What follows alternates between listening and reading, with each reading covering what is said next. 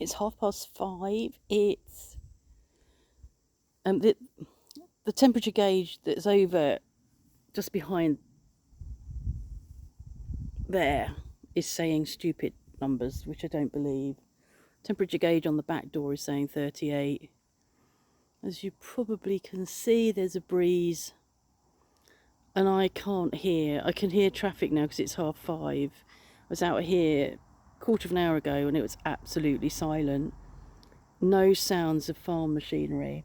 It's just too dangerous to farm, or to plough the fields, or to bring in the harvest. Or it I saw a report from a local fire chief saying that, I mean, I'm sure he doesn't mean all of France, but that France is a tinderbox. We've got a breeze and we've got this heat and it's dry. There's been fires, field fires nearby, one between us and Chauvigny. I've seen field fires further over, nearer where my daughter lives.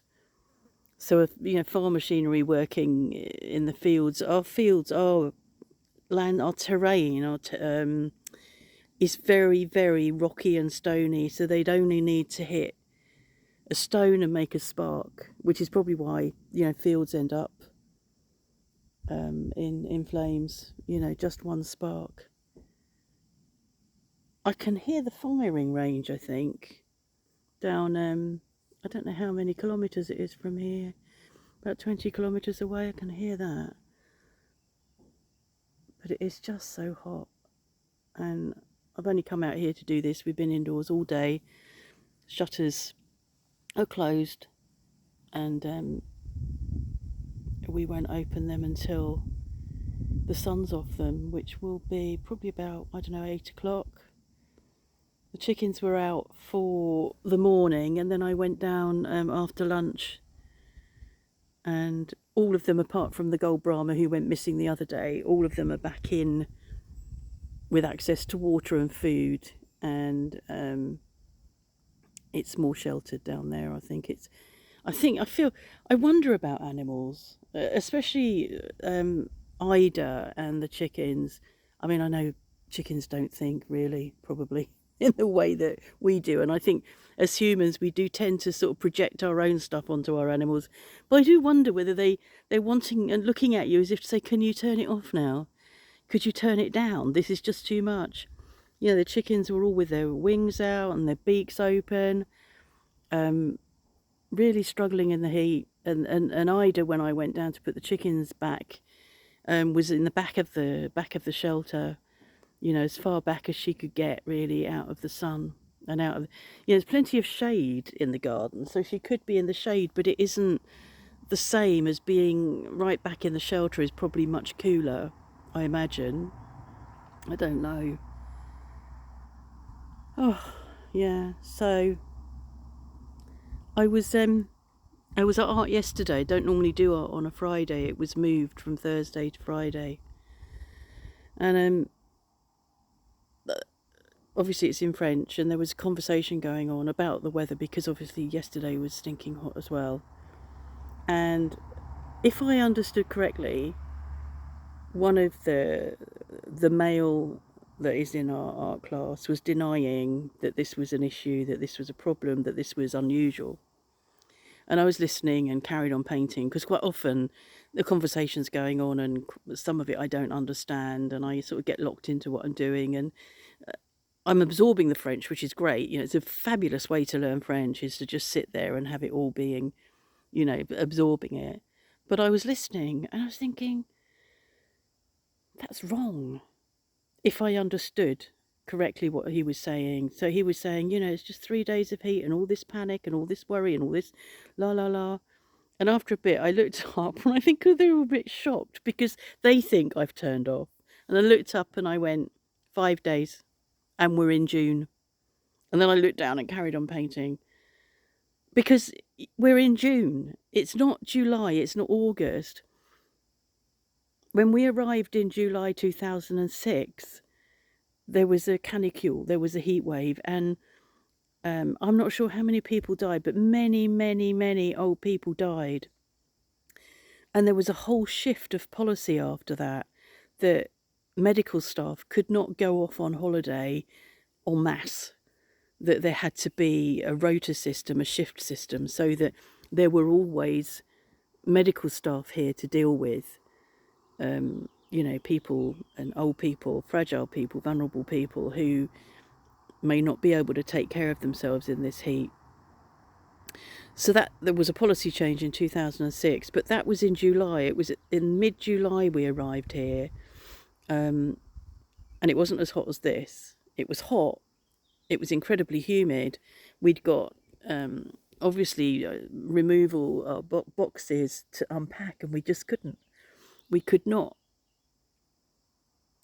We were exhausted obviously from the whole packing up and moving ourselves into a strange country. I mean, that's exhausting mentally as well as physically, but actually it was just too hot. And we went out, I remember, I think on the third day, and bought a portable aircon machine, and came back and plugged that in, and within an hour or two we were unpacking. It was brilliant. It was just brilliant. And that was what it was that we could, it was too humid, it was too hot. So that was then. But it wasn't as hot as this. This is hotter than I've ever known it.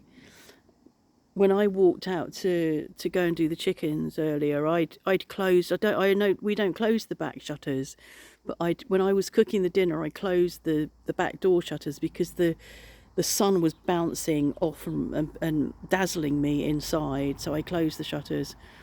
When I walked out, and that's north facing, when I walked out, it was like walking into an oven. And that was at, I don't know, 2 o'clock, 2:30.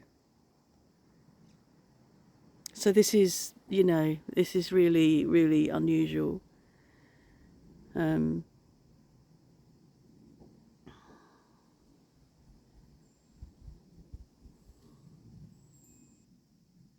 We've noted that we've managed to keep the temperature down in the house really well. It's 23, and 23 in winter is actually quite warm. When the log fire's going and the house is, that's quite warm, 23. It actually feels quite cool. And what we realise is that the reason we've managed to keep it so cool is that we've got no visitors here. We haven't got people coming in and out. We're not going in and out. If we come in and out, we're going in and out of that door over there just before the carport, which takes us into the utility room. So it sort of there's no hot air coming into the house if we use that door there where next to the pergola. And we're just keeping the shutters closed, and we're maintaining a really good temperature. When we've had visitors here in the past, in the summer, I found it really frustrating, finding people have walked through a door and haven't closed it. I get quite irritated because the house is able to keep cool. It's amazing when you think about it, the amount of heat that is being absorbed by those walls. At other times of the year, the cat goes and lays along there because it's so hot.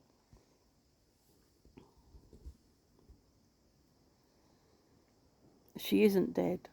She isn't dead. She's just a stupid cat that is, well, not stupid. She's lapping this up. She was out here earlier and I had to check that she was okay. Her Uncle Alfie, has been made to go in. He's a lot older. I think he's 16. He's been told he's got to go in and he's not happy. But as you can see, she is very happy. Oh, sorry to disturb you. So, fingers crossed that the weather breaks and that we get some rain and it gets damped down and the temperatures cool down and people can start getting on and living their lives again.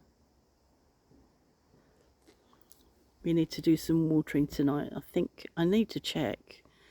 I think we can still use the hose pipe after 8, but these pots with the agapanthus and the choisia, I think it is, and the bamboo need watering, and the passion flower and the honeysuckle. Yeah, I'm going to have to go and check the water restrictions. It wouldn't surprise me if we're not allowed to use a hose pipe. I've been using my washing water to water out the back. I've got an almond tree, an olive tree, I've got some herbs, and the buddleia that I'm still trying to keep alive for my friend Simone. So I am using grey water for that, but yeah, I'll check that. Voila. So this is Saturday at 5:30, 6 o'clock.